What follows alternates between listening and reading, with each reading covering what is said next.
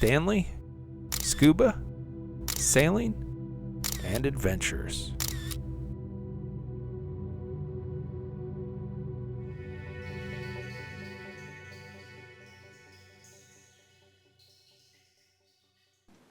I appreciate you being here with me to log an entry in the travel journal.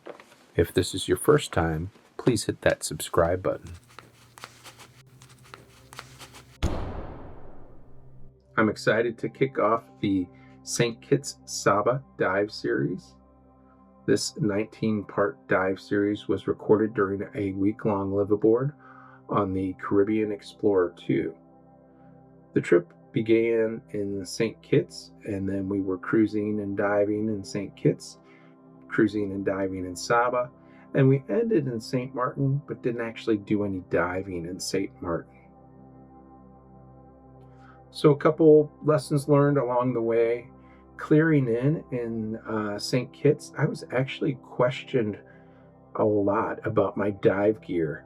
They wanted to know if I was working professionally or if I was on vacation. They asked me 2 or 3 times, and finally they accepted the answer that I was there on holiday. They did open the case and look inside. Maybe I don't pack like a professional. I don't know what ultimately made them let me pass. I've heard stories about camera equipment being taxed in Mexico. I've never experienced it. I do have all my gear in a large Pelican case, and I have a sticker on the outside for every place I've been diving, every country.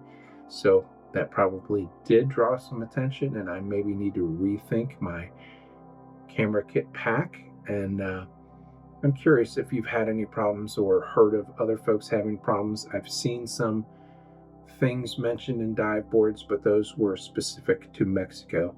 Anyway, drop me a comment and let me know. Other than that, we'll take a look at the dive list in a minute, and I'll talk about some other lessons learned, some equipment challenges, and some equipment failure. And obviously, I think there's always an opportunity to learn something on every dive trip. At least I try to not make the same mistakes over and over. In addition to that, I'm still going through the photos. So I'm about a third of the way. I think I took about 3,000 photos. So you'll see those pop up on Instagram during the dive series. And again, like I usually do, I'll try to do a new dive video every week.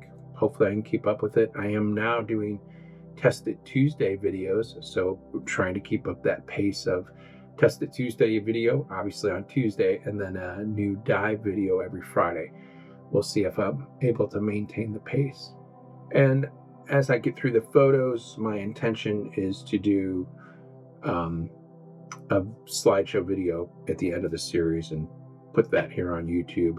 So we'll have this kickoff video, then the 19-part dive series. Hopefully all of the dive video turned out, and then the slideshow at the end. So really the series overall in terms of playlist will be about 21 videos, hopefully, but we'll see, right? All right, let's take a look at the dive list. I always make a dive list, and I do this in Excel, but I start with the dives offered, the date, the island, and the name of the dive site, and then whether or not I did that dive, and then my personal dive count. So you can see here my dive count is 4 because I missed the 4th dive that day. And here you'll note we spent 3 days at St. Kitts and then 2.5 days at Saba.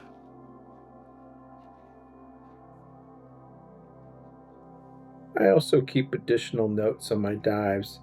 Here's where I had an equipment issue. For whatever reason, my Garmin Descent watch did not record that dive at all. And here, my Air 2 failed. My Air 2 was leaking air, and I had to abort that dive. So 27 total dives were offered, and of those I made 19. I was having some ear issues, as usual. I have those kind of challenges. And for my sailor friends, we'll take a look at the NV Atlas Caribbean Leeward Islands chart book. This is 12.2. And here on the front of the chart book, you can see the area that 12.2 covers, and we can see St. Kitts, Saba, and St. Martin right on the cover. I won't spend a lot of time on the paper charts, but being a sailor, I always find it interesting to take a look at the paper charts and have an idea of where in the world I'm going and where I've been. Here you can see St. Kitts, Saba, and St. Martin at the top of the chart book. I'll use my compass to point things out. Here's St. Kitts. That's where we started. Saba. And then on to St. Martin where we finished. As far as St. Kitts, we did most of our diving here. And then Saba, most of our diving here on this side of the island. You could think of that as the Caribbean side of both of those islands.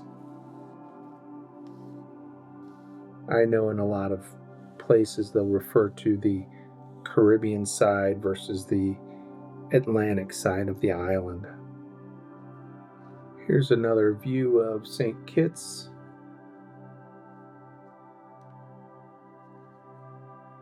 Again, all the diving was here on the Caribbean side.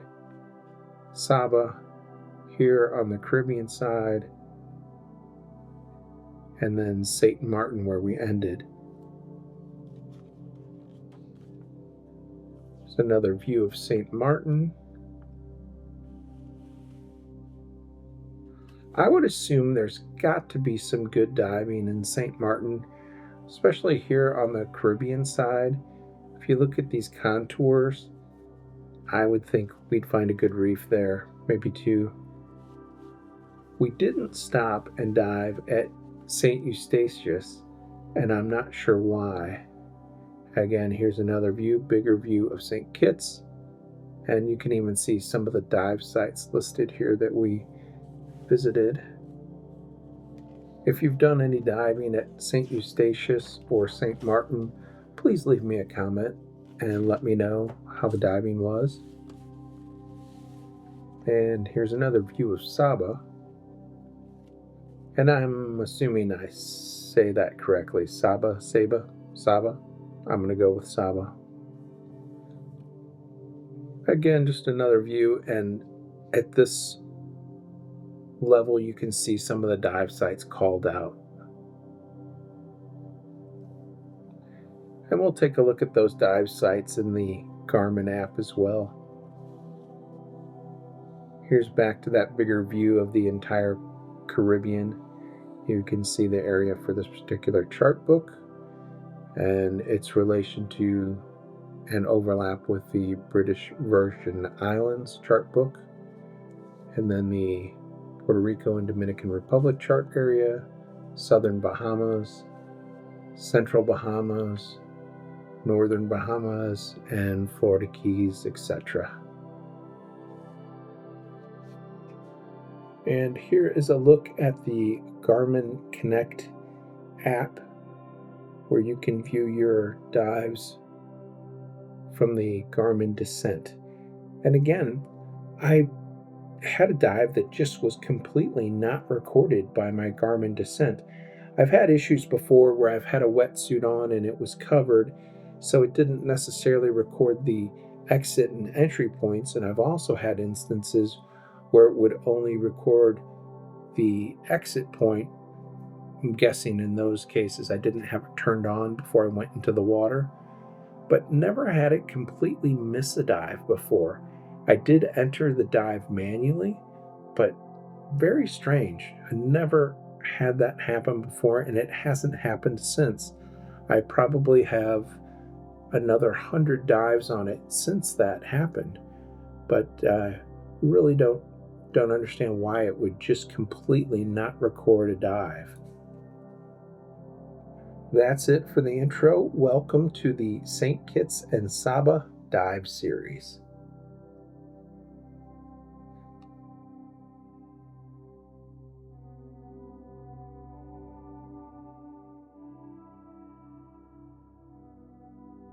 Thanks for watching. Please don't forget to subscribe, like, and comment.